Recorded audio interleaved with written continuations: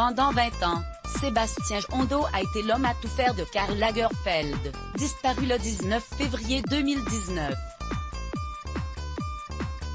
Ce 27 janvier, ce protecteur devenu complice et fils spirituel publie Ça va, cher Karl, un livre dans lequel il revient sur sa vie avec le couturier et les derniers instants de ce dernier où il était seul à ses côtés. Le fabuleux destin d'un enfant des cités qui murmurait à l'oreille de Kézé-Soze. Sébastien Jondot, qui confiait son épreuve du deuil il y a bientôt 1 an, a choisi cette citation d'un de ses amis pour résumer sa mission auprès de Karl Lagerfeld. Garde du corps, assistant personnel, homme de confiance, bras droit, protégé. Le beau brun aura tenu une fonction floue, néanmoins essentielle. Les derniers jours du couturier affaibli par un cancer de la prostate, il était devenu son infirmier, l'aidant pour sa toilette, les piqûres, les soins variés. En contact au quotidien avec les médecins, il surveillait comme le lait sur le feu l'état de santé de Kaiser Karl, comme il ne l'avait fait pour nul autre, pas même pour ses propres parents également décédés d'un cancer.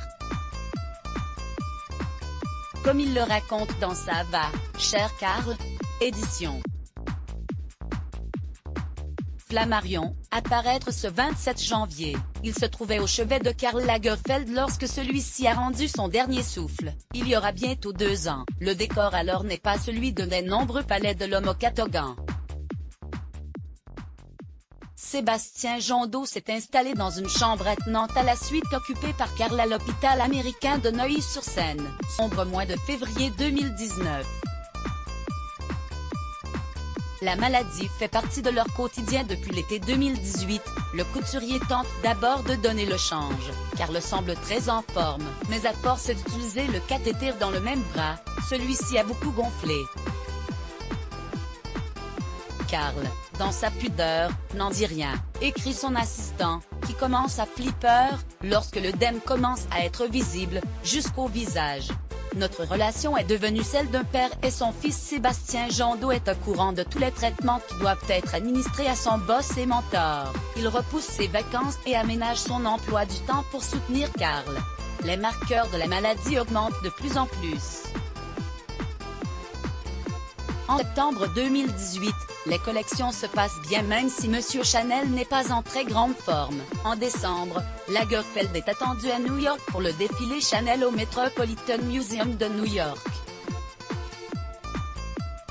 Je réalise que nous sommes tellement pris par le quotidien de sa maladie qu'on est chacun à notre façon dans le déni de son état qui empire, écrit Jondot. Noël arrive, le foie a gonflé, les médecins sont inquiets et Karl Lagerfeld a du mal à monter les escaliers. Mais il refuse de considérer que c'est foutu. Il encourage Sébastien Jondot à prendre quelques vacances. Depuis Saint-Martin où il pose ses valises, le Quadra reste en contact quotidien avec le staff médical. Il n'y a que moi qui communique les résultats d'analyse à Karl. Chaque fois, cette épée de Damoclès me pèse un peu plus. Je suis anéanti. Notre relation est devenue celle d'un père et d'un fils. Karl Lagerfeld et Sébastien Jondot, complices dans les rues de Saint-Tropez, un de leurs points de chute estivaux, en juillet 2015. Jacobine Moreau-Bistimaget-Choupette, la chatte de Karl, est emmenée en cachette à l'hôpital pour la dernière nuit du Kaiser, un fils qui devra affronter les derniers jours. Chapitre poignant intitulé 14 février 2019. Nous sommes 5 jours avant la mort du Kaiser. L'état de Karl se dégrade vite. Il a du mal à respirer et m'appelle parfois plusieurs fois par nuit. Je lui masse le dos au Saint-Ol, et l'aide à sa toilette. Installé à l'hôpital au plus près du couturier, Sébastien Jondot répond au message. Il explique que seul Bruno Pavlovski, le président des activités mode de Chanel, connaît la gravité de la situation. Lagerfeld renonce à son déplacement à Milan pour le défilé Fendi, même si, jusqu'au bout, il corrige les croquis sur son téléphone. Le 18 février, un médecin me fait comprendre qu'il n'est pas du tout confiant, il veut descendre Karl en réanimation pour pouvoir examiner ses poumons qui sont pleins d'eau, raconte Jondot. Pour la première fois, Karl ose dire ça ne va pas, lui qui ne se plaint jamais, se souvient-il? Il réussit, alors que les animaux sont interdits, à faire rentrer Choupette, la chatte adorée de Karl Lagerfeld dans la suite, pour celle qui sera sa dernière nuit aux côtés de son maître. Karl Lagerfeld devant un cliché de sa chatte adorée Choupette à Berlin, en février 2015. Action Presse Vestimage, prenez-lui la main.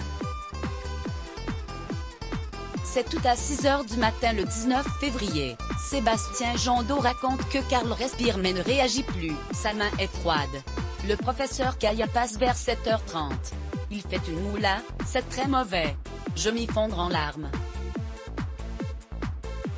Point. À un moment, j'entends une respiration saccadée. Je demande à l'infirmière de venir s'en sortir de la chambre.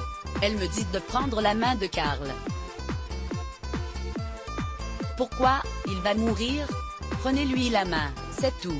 Et c'est fini. Là, devant moi, Karl, c'est fini. La mort du célèbre designer star est annoncée quelques heures plus tard à la presse. Crédit photo, Giancarlo Gorassini Vestimage Les Blocs ADS. Why?